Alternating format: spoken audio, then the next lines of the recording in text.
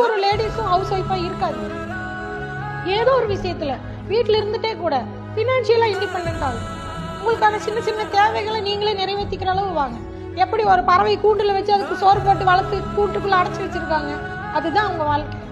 உங்களுக்கு வேணுங்கிறதெல்லாம் கிடைக்கிறதுனால அந்த பறவை சந்தோஷமா இருக்குன்னு அர்த்தமா? அந்த பறவைக்கு வெளியே எவ்வளவு பெரிய உலகம் இருக்குன்னு தெரியல.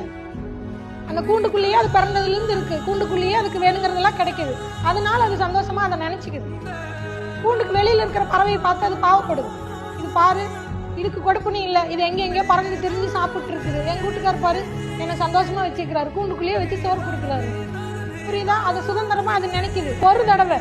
ஒரு தடவை அந்த சிறகை விரிச்சு பறக்கும் போது அந்த சுதந்திரம் என்னன்னு தெரிஞ்சிருச்சுன்னா அதனால திரும்ப போய் அந்த கூட்டுக்குள்ள இருக்க முடியாது. அது எவ்வளவு பெரிய சுதந்திர காத்த சுவாசிச்சுக்குது. அது நினைச்சா பறக்கலாம், நினைச்சா இருக்கலாம், நினைச்சதை சாப்பிடலாம், நினைச்சதை இருக்கலாம்.